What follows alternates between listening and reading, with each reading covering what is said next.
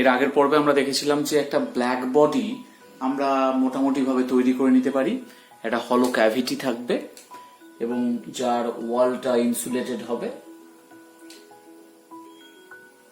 এখানে একটা ওপেনিং থাকবে, খুব ছোট্ট ওপেনিং থাকবে, অর্থাৎ এর মধ্যে দিয়ে যদি কোনো রেডিয়েশন পাস করে সেই রেডিয়েশন গুলো আফটার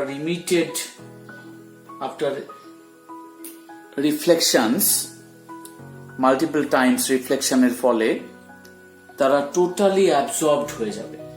তার মানে এটা সমস্ত টাইপের রেডিয়েশনকে অ্যাবজর্ব করতে পারবে, সেটা আমরা আগের পর্বে দেখেছিলাম।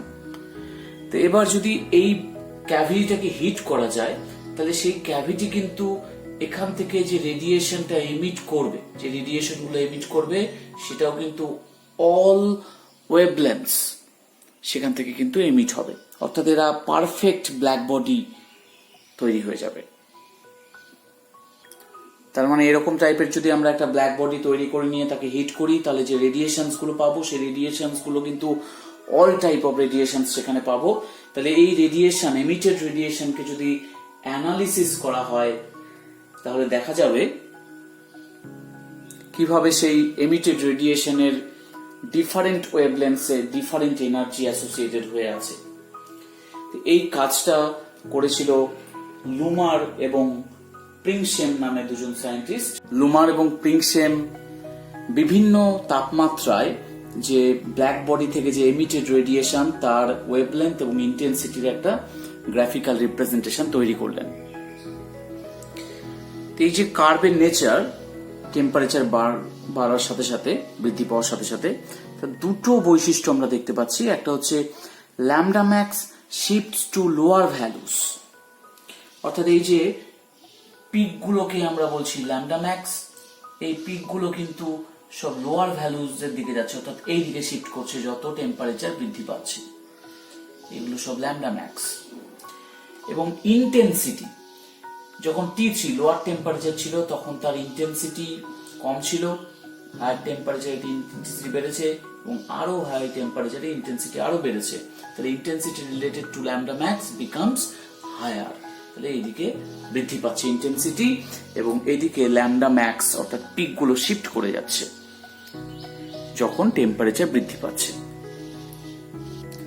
এই যে ব্ল্যাক বডি রেডিয়েশনের ক্ষেত্রে যে ল্যামডা ম্যাক্সটা শিফট করে যাচ্ছে লোয়ার ভ্যালুজে অ্যাজ টেম্পারেচার ইনক্রিজেস, এইটা কিন্তু আমরা নর্মাল ক্ষেত্রেও দেখে থাকি। আমরা যদি একটা আয়রন বডিকে নিই এবং তাকে যদি হিট করতে থাকি দেখবো যে প্রথমে সেটা হিট হতে হতে ডাল রেড কালারেশন হয়, ডাল রেড এর পরে সেটা ধীরে ধীরে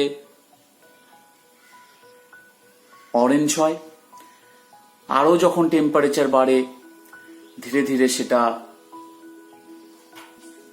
ইয়েলো হয়, তারপরে আমরা হোয়াইট কালারেশন দেখতে পাই যদি আরো তার টেম্পারেচারটা রাইজ করানো যায়, এবং ধীরে ধীরে আরো যদি হিটেড হয়ে যায় তাহলে সেটা ব্লু লাইট এমিট করতে থাকে। অর্থাৎ যত টেম্পারেচার আমরা ইনক্রিজ করি তত তার ল্যামডা ভ্যালুটা কমে যায়, ফ্রিকোয়েন্সি বাড়তে থাকে, যে ভিজিবল রেঞ্জের যে রেডিয়েশনটা আমরা পাই তার ফ্রিকোয়েন্সি কিন্তু বাড়তে থাকে, অর্থাৎ ল্যামডা শর্টার হয়ে যায়।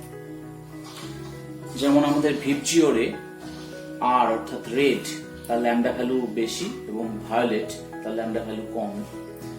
তা আমাদের যখন আয়রন রডটা যেটা থাকে সেটা যখন কম টেম্পারেচার থাকে, জাস্ট হিট হচ্ছে, তখন কিন্তু তার একটা রেড কালারেশন হচ্ছে, তারপরে যত টেম্পারেচার বৃদ্ধি পাচ্ছে ল্যামডা ছোট হচ্ছে, সেটা অরেঞ্জ কালারেশন হচ্ছে, ধীরে ধীরে সেটা ইয়েলো হচ্ছে এবং আফটার দ্যাট এটা ব্রাইট হোয়াইট কালারেশন হচ্ছে এবং লাস্ট পর্যন্ত গিয়ে কিন্তু ব্লু হচ্ছে।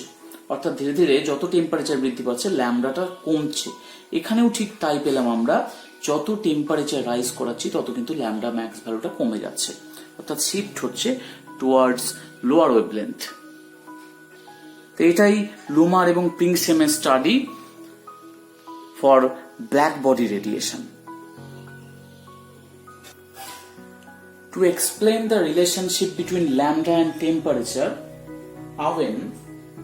বিজ্ঞানী আওয়েন উনি একটা রিলেশনশিপ দেন ল্যামডা ম্যাক্সের সাথে টেম্পারেচারের, যেটাকে বলা হয় আওয়েন ডিসপ্লেসমেন্ট ল। আয়ন ডিসপ্লেসমেন্ট নটা এরকম, lambda max into T equals to constant. অর্থাৎ এই যে এই ভ্যালুগুলো যেখানে পিক পাওয়া যাচ্ছে তাদেরকে বলা হচ্ছে ল্যামডা ম্যাক্স।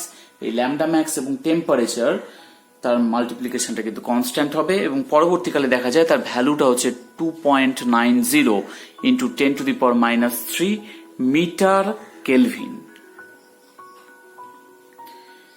কিন্তু এই লুমার-প্রিংসেম কার্ভের থিওরিটিক্যাল এক্সপ্লেনেশন কি?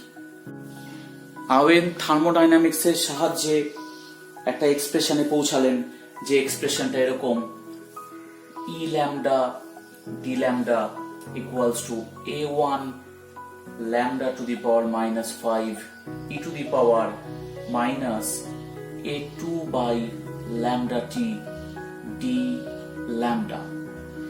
এখানে ই ল্যামডা ডি ল্যামডা কি বোঝাচ্ছে?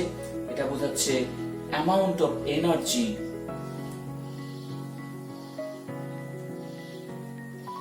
emitted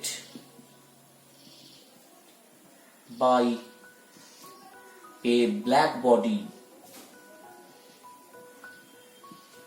in the wavelength range lambda and lambda plus d lambda। অর্থাৎ এই রেঞ্জের মধ্যে যদি এই পরিমাণ অ্যামাউন্ট এনার্জি এমিট করে ব্ল্যাক বডি এট এ টেম্পারেচার টি, তাহলে আমরা এরকম এক্সপ্রেশন লিখতে পারি। উনি এটা থার্মোডাইনামিক্সের সাহায্যে প্রমাণ করলেন। এখানে a1 এবং a2 এরা কনস্ট্যান্ট। তাহলে এই যে ইকুয়েশনটা থার্মোডাইনামিক্স থেকে উনি ডিরাইভ করলেন থার্মোডাইনামিক্সের সাহায্যে, এটাকেও আমরা আয়ন ডিসপ্লেসমেন্ট ল বলতে পারি। কিন্তু এই যে তার থিওরি, এই যে তার এক্সপ্রেশন, সেটা কতদূর সাকসেসফুল হলো লুমার-প্রিংসেম কার্ভ ব্যাখ্যা করতে? এটা কিন্তু একটা নির্দিষ্ট রেঞ্জের মধ্যেই লুমার-প্রিংসেম কার্ভকে ব্যাখ্যা করতে পেরেছিল। এখানে যদি ল্যামডা যদি 0 হয় বা ইনফিনিটি হয়, তাহলে আমরা দেখতে পাবো যে ই ল্যামডা ডি ল্যামডার মানটা কিন্তু 0। Thus, no energy is emitted by a wave of infinite or zero wavelength। অর্থাৎ যদি ওয়েভলেন্থ 0 হয় বা ওয়েভলেন্থ ইনফাইনাইট হয়, তাহলে নো এনার্জি এমিটেড হবে, অর্থাৎ কোনো এনার্জি এমিট করবে না black body. This is against the actual behaviour of black body radiator.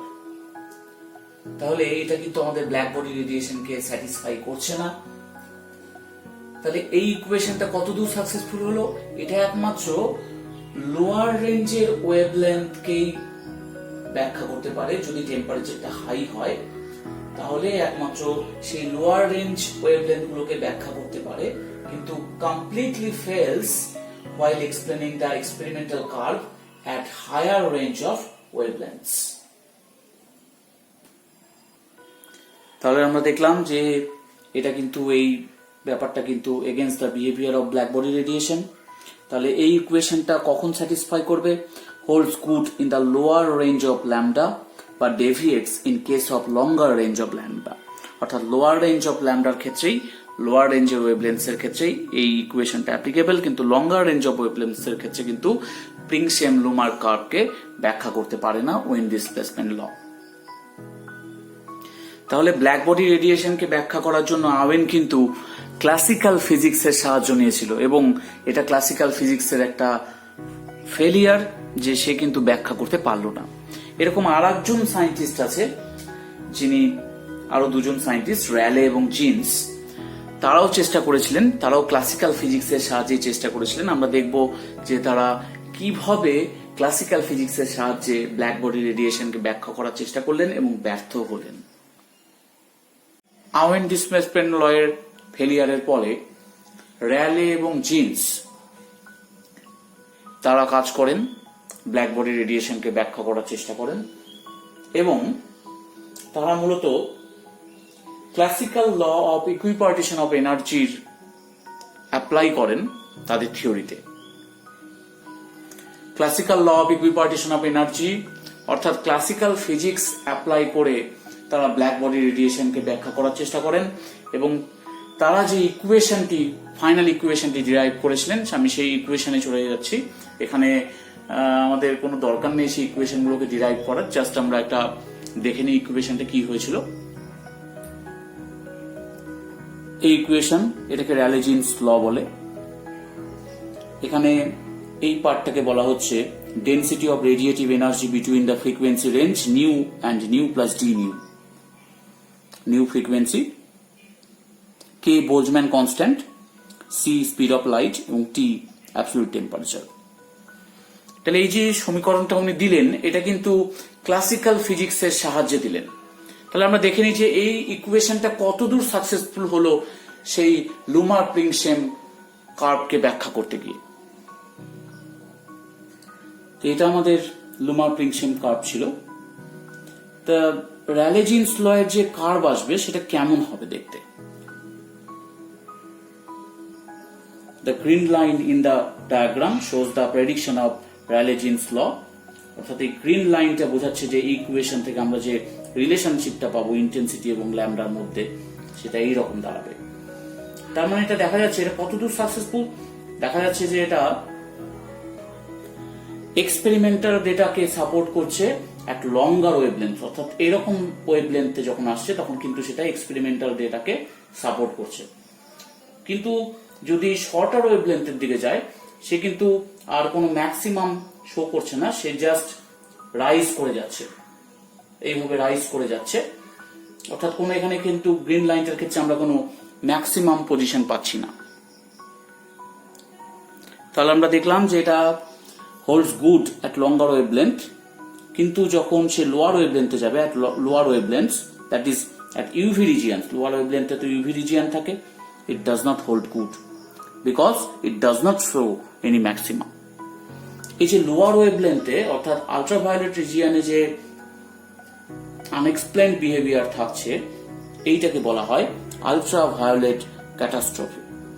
তার মানে এই লোয়ার ওয়েভলেন্থ অর্থাৎ আলট্রাভায়োলেট রিজিয়নে যে আলট্রাভায়োলেট ক্যাটাস্ট্রফি আমরা দেখলাম সেটা কিন্তু র্যালে জিন্সের ল থেকে এক্সপ্লেন করা যাচ্ছে না।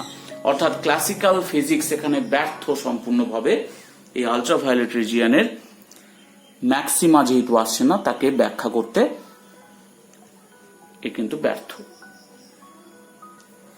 এই যে র্যালে জিন্সের এই যে ব্যর্থতা লোয়ার ওয়েভলেন্থের ক্ষেত্রে, সেটা কেউ কেউ কোন সায়েন্টিস্ট ভেবেছিল যে র্যালে জিন্স একটা মিস্টেক করেছে, হয়তো তার যে আইডিয়াগুলো সে এখানে অ্যাপ্লাই করেছে ক্লাসিক্যাল ফিজিক্সের যে আইডিয়াটা তার মধ্যে হয়তো কোনো মিস্টেক হয়েছে। But many people had reproduced the equation of Rayleigh-Jeans, and by all means the equation is correct according to the classical physics. তার মানে অন্যান্য সায়েন্টিস্টরাও চেষ্টা করলেন র্যালে জিন্সের এই কনসেপ্টটাকে পরিশোধন করতে। সেই ক্লাসিক্যাল ফিজিক্সের যে আইডিয়াটা র্যালে জিন্স ব্যবহার করেছিলেন তারা ভেবেছিলেন যে হয়তো সেখানে কোথাও র্যালে জিন্স হয়তো মাইনর একটা মিস্টেক করেছে তার আইডিয়াটাকে অ্যাপ্লাই করতে। তারা তার মাইনর রিফাইনমেন্টস কিন্তু করেছিলেন, কিন্তু করেও তারা ব্যর্থ হলেন ক্লাসিক্যাল ফিজিক্সের এই আইডিয়া দিয়ে ব্ল্যাক বডি রেডিয়েশনকে ব্যাখ্যা করতে। কারণ র্যালে জিন্সের এই থিওরিটা অ্যাকর্ডিং টু ক্লাসিক্যাল ফিজিক্সে তার কোনো ভুল ছিল না, এই ইকুয়েশনের কোনো ভুল নাই। তাহলে নিশ্চয়ই ওই ক্লাসিক্যাল ফিজিক্স থিওরিটাই এক্ষেত্রে অ্যাপ্লাই করা যায়নি, এক্ষেত্রে অ্যাপ্লাই হবে না। অর্থাৎ সায়েন্টিস্টরা কিছু দিনের মধ্যেই বুঝে গেলেন যে ক্লাসিক্যাল ফিজিক্সের কোনো আইডিয়া দিয়েই ব্ল্যাক বডি রেডিয়েশনকে সম্পূর্ণরূপে ব্যাখ্যা করা যাচ্ছে না। যেটা আওয়েন পারেনি, যেটা র্যালে এবং জিন্স পারল না, অর্থাৎ ক্লাসিক্যাল ফিজিক্স সম্পূর্ণরূপে ব্যর্থ হলো ব্ল্যাক বডি রেডিয়েশনকে প্রপারলি এক্সপ্লেন করতে। তাহলে লুমার এবং প্রিংসেম কার্ভ, আওয়েন এবং র্যালে জিন্স কেউই কিন্তু প্রপারলি এক্সপ্লেন করতে পারলেন না, কারণ কারো ক্ষেত্রে কোনো ম্যাক্সিমাম পজিশন আসেনি। আওয়েন এই গ্রিন এটা হচ্ছে আওয়েন থেকে আমরা পেয়েছি এবং র্যালে জিন্সের মতে এরকম হয়েছিল, কিন্তু এক্সপেরিমেন্টাল যে কার্ভটা যেটা রেড কালারে আছে সেটা লুমার প্রিংসেমের, সেটা এক্সপেরিমেন্টাল কার্ভ, সেটা কিন্তু এরা দুজনের মধ্যে কেউই ব্যাখ্যা করতে পারেননি। এই বিষয়ে সর্বপ্রথম সাকসেসফুল হলেন ম্যাক্স প্ল্যাঙ্ক। ম্যাক্স প্ল্যাঙ্কের মতে যে ব্ল্যাক বডি রেডিয়েটারের যে কণাগুলি আছে যারা অসিলেট করার ফলে রেডিয়েশন উৎপন্ন হয় তাদেরকে অসিলেটর বলা হচ্ছে, অর্থাৎ তারা কম্পিত হওয়ার ফলে রেডিয়েশন উৎপন্ন হয়। তারা কিন্তু কেউই কন্টিনিউয়াসলি যে কোনো অ্যামাউন্টের এনার্জি এমিট করতে পারে না। অর্থাৎ যে কম্পকগুলো কম্পিত হওয়ার ফলে রেডিয়েশন উৎপন্ন হচ্ছে ব্ল্যাক বডি রেডিয়েটরের, তারা কিন্তু প্রত্যেকেই একটা নির্দিষ্ট অ্যামাউন্টের এনার্জি এমিট করতে পারে। কন্টিনিউয়াসলি যে কোনো অ্যামাউন্টের এনার্জি তারা এমিট করতে পারে না। যেটা ক্লাসিক্যাল ফিজিক্স অ্যাপ্লাই করে র্যালে জিন্স বলেছিল যে তারা যে কোনো অ্যামাউন্টের এনার্জি এমিট করতে পারে, সেটাকে তিনি অর্থাৎ ম্যাক্স প্ল্যাঙ্ক ওখানেই বাতিল করে দিলেন। অর্থাৎ ক্লাসিক্যাল ফিজিক্সকে উনি ওখানেই বাতিল করে দিলেন। তার মতে an oscillator absorbs or emits radiation discontinuously in the form of energy packets called quanta, and energy of a quanta is given by E equals to h nu. এটাই ম্যাক্স প্ল্যাঙ্কের বক্তব্য। সেকেন্ডলি উনি বললেন যে energies of the oscillators had to be proportional to an integral multiple of the frequency that E equals to nh nu, n এর মান 0, 1, 2, 3 অর্থাৎ পূর্ণ সংখ্যা ইন্টিজার হতে পারে। অর্থাৎ আমি আবার একটু গোটা ঘটনাটা বলে নিই যে র্যালে জিন্স যে থিওরিটা অ্যাপ্লাই করেছিল তার মূল ভিত্তি ছিল কিন্তু অ্যাজ অসিলেটর, অর্থাৎ যারা কম্পিত হয়, কম্পিত হওয়ার ফলে রেডিয়েশন এমিট করতে পারে। ব্ল্যাক বডি রেডিয়েটরের ভেতরে যে পরমাণুগুলো থাকে, যে অ্যাটমগুলো থাকে তারাই অসিলেট করে, তারাই কম্পিত হয় এবং রেডিয়েশন এমিট করে। কিন্তু র্যালে জিন্স একটা ভুল করেছিলেন, সেটা হচ্ছে ক্লাসিক্যাল ফিজিক্স অ্যাপ্লাই করেছিলেন। অ্যাকর্ডিং টু ক্লাসিক্যাল ফিজিক্স সেই অসিলেটরগুলো অর্থাৎ যারা কম্পিত হচ্ছে সেই পরমাণুগুলোর যে কোনো এনার্জি থাকতে পারে, অর্থাৎ তারা যে কোনো ফ্রিকোয়েন্সি, যে কোনো কম্পাঙ্কের তরঙ্গ এমিট করতে পারে। কিন্তু ম্যাক্স প্ল্যাঙ্ক এই ক্লাসিক্যাল ফিজিক্সকে বাতিল করে দিলেন। ম্যাক্স প্ল্যাঙ্কের মতে সেই যে অসিলেটরগুলো আছে তারা যে এমিট করবে তারা কিন্তু একটা নির্দিষ্ট পরিমাণ শক্তিকে এমিট করতে পারবে, অর্থাৎ তারা ডিসকন্টিনিউয়াসলি এমিট করবে, যে কোনো অ্যামাউন্টের এনার্জি তারা এমিট করবে না। অর্থাৎ যে এমিট করবে যে এনার্জিগুলো, সেই এনার্জিগুলো কি হতে পারে? nh nu হতে পারে, অর্থাৎ n এর মান 0 হতে পারে, 1 হতে পারে, 2 হতে পারে, 3 হতে পারে, মানে 1h nu, 2h nu, 3h nu, 4h nu হতে পারে। কিন্তু 2.5h nu হবে না, 2.7h nu হবে না, 3.1h nu হবে না, 3.2h nu হবে না। অর্থাৎ তারা ডিসকন্টিনিউয়াসলি এনার্জি এমিট করছে। হয় তারা 2h nu এমিট করছে, নয়তো তারা 3h nu এমিট করছে, কিন্তু 2 আর 3 মাঝখানে কোনো এমিশন তাদের মধ্যে হবে না। অর্থাৎ তারা ডিসকন্টিনিউয়াসলি এনার্জি এমিট করছে। অর্থাৎ এই যে ডিসক্রিটনেস, এই যে কোয়ান্টাম হাইপোথিসিস, এইটাকে উনি কিন্তু অ্যাপ্লাই করলেন সেই ব্ল্যাক বডি রেডিয়েশনকে ব্যাখ্যা করতে গিয়ে। এখানে h মানে প্ল্যাঙ্কস কনস্ট্যান্ট, এর মান 6.626 into 10 to the power minus 34 joule second. এই কোয়ান্টাম হাইপোথিসিস অ্যাপ্লাই করে তিনি যে ইকুয়েশনটা তৈরি করলেন সেটা কিন্তু র্যালে জিন্স ইকুয়েশনের সাথে প্রায় সিমিলার, কিন্তু একটু তার মধ্যে রিফাইনমেন্টস আছে। সেটা কিন্তু এই কোয়ান্টাম হাইপোথিসিস অ্যাপ্লাই করার জন্য এসছে। এখানে ক্লাসিক্যাল ফিজিক্সকে বাতিল করে উনি কোয়ান্টাম হাইপোথিসিস অ্যাপ্লাই করে যে ইকুয়েশন তৈরি করলেন, সেই ইকুয়েশন যখন দেখা গেল প্লট করা হলো, তখন তা কিন্তু লুমার প্রিংসেমের সেই এক্সপেরিমেন্টাল কার্ভকে স্যাটিসফাই করলো। অর্থাৎ ম্যাক্স প্ল্যাঙ্ক ক্লাসিক্যাল ফিজিক্সকে বাদ দিয়ে কোয়ান্টাম হাইপোথিসিস, অর্থাৎ যেটা আমরা বলছিলাম ওল্ড কোয়ান্টাম থিওরি, তাকে অ্যাপ্লাই করে কিন্তু ব্ল্যাক বডি রেডিয়েশনকে সম্পূর্ণরূপে ব্যাখ্যা করতে সফল হলেন। তাই এই যুগান্তকারী, এই রিভলিউশনারি আবিষ্কারের মধ্য দিয়ে কিন্তু নতুন বিজ্ঞানের সূচনা হলো, যেটা কোয়ান্টাম থিওরি। যদিও এটা ওল্ড কোয়ান্টাম থিওরি, কিন্তু ধীরে ধীরে সেখান থেকে modern quantum theory, new quantum theory এসেছে। আমরা সেগুলো আমাদের পরবর্তী পর্যায়গুলোতে আমরা দেখবো যে কিভাবে সেগুলো এসছে। এবার আমরা আর্গেন ডিসপ্লেসমেন্ট ল এর উপরে একটা প্রবলেম সলভ করব। এখানে কোশ্চেনটা এরকম: if the maximum in the sun's emitted energy occurs at 480 nanometer, calculate the temperature of its surface. অর্থাৎ সানের যে সারফেস তার টেম্পারেচার কত।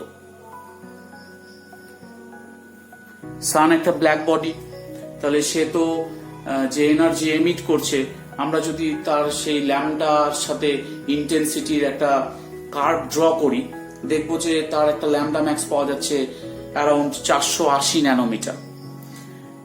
তাহলে 480 ন্যানোমিটারে যদি আমরা ল্যাম্বডা ম্যাক্স পাই, তাহলে সেই সানের সারফেস এনার্জি কত হতে পারে সেটা আয়ন ডিসপ্লেসমেন্ট ল থেকে এইভাবে আমরা পেতে পারি।